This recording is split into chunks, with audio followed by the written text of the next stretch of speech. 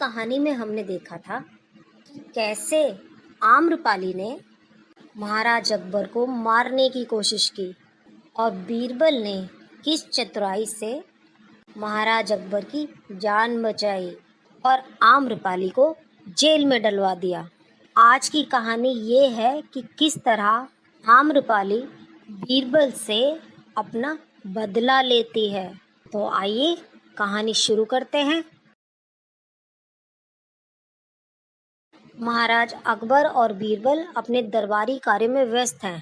तभी आम्रपाली का एक साथी गुप्तचर सिपाही का भेष बनाकर जेल पहुंचता है और आम्रपाली को बाहर निकालने की कोशिश करता है, किंतु आम्रपाली कहती है कि मैं यहीं रहकर बीरबल का सर्वनाश होते देखना चाहती हूँ और इसके लिए वो एक योजना बनाती है।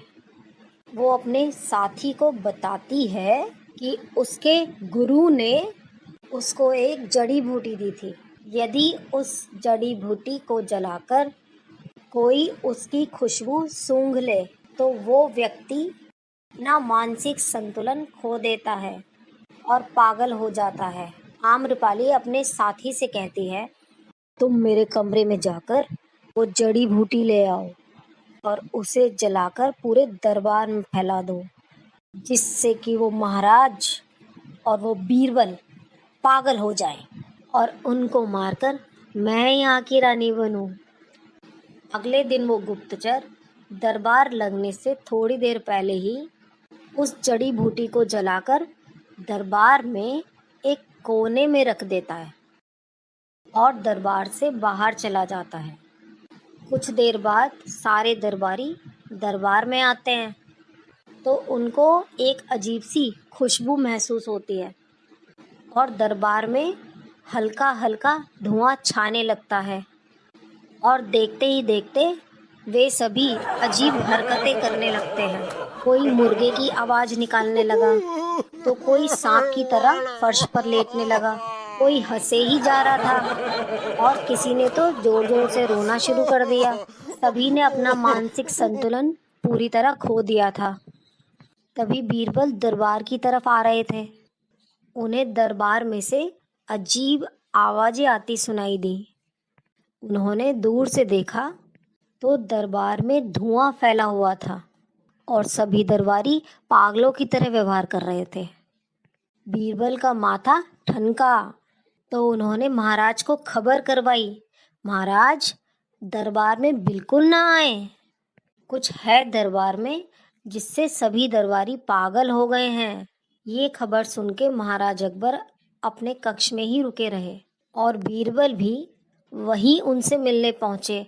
तुरंत राजवैद्य को बुलाया गया।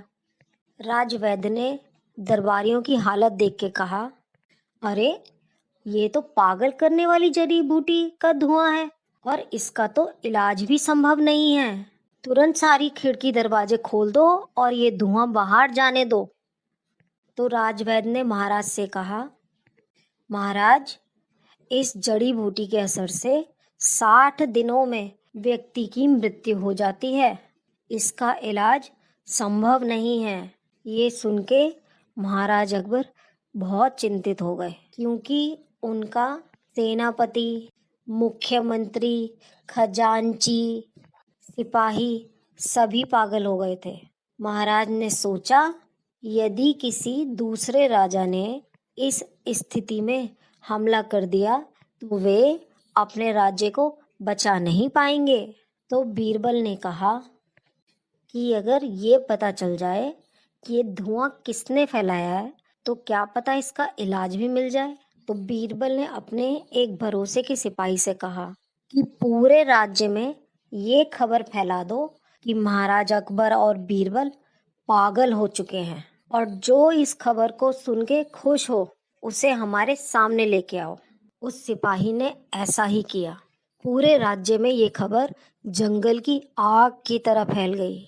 जैसे ही ये खबर जेल में पहुंची कि महाराज अकबर और बीरबल और सभी दरबारी पागल हो चुके हैं, तो आम्रपाली खुशी से नाच उठी और जोर जोर से हंसने लगी और बोलने लगी, मैं जीत गई, मैं जीत गई।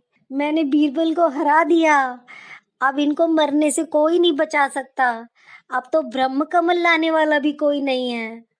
अब तो कुछ ही दिनों की बात है बस, अब ये सब मर जाएंगे और मैं पूरे राज्य पे कब्जा कर लूंगी। बीरबल के ये सिपाही ने बीरबल को जाके ये खबर सुनाई कि इसका इलाज तो है, लेकिन आम्रपाली को ही पता है। ये पता चलते ही अकबर और बीरबल तुरंत जेल पहुंचे और उन्होंने अपनी तलवार उसकी गर्दन पे रख दी और बोले, अगर इलाज नहीं बताया तो तुम्हें अभी मार दिया जाएगा। आम्रपाली ने डरते हुए कहा, मुझे मत मारिए, मैं बताती हूँ। इस जड़ी बूटी का इलाज यहाँ नहीं मिलता। इसका इलाज है हिमालय में उगने वाला ब्रह्म कमल। किंतु उस ब्रह्म कमल को लाना आसान काम नहीं है, क्योंकि उस ब्रह्म कमल की रक्षा एक बहुत बड़ा राक्षस करता है। जो ब्रह्म कमल लेने जाता है, राक्षस उसे मार देता है। आज तक कोई भी उस राक्षस से उस ब्रह्म कमल को नहीं लाया है। इस पर बीरबल ने कहा, महाराज आप बिल्कुल चिंता ना करें, मैं ब्रह्म कमल अवश्य लेके आऊंगा और अपने राज्य की रक्षा करूंगा। बीरबल ने महाराज से 1 माह का समय मांगा और चल पड़े ब्रह्म कमल लाने की यात्रा पर।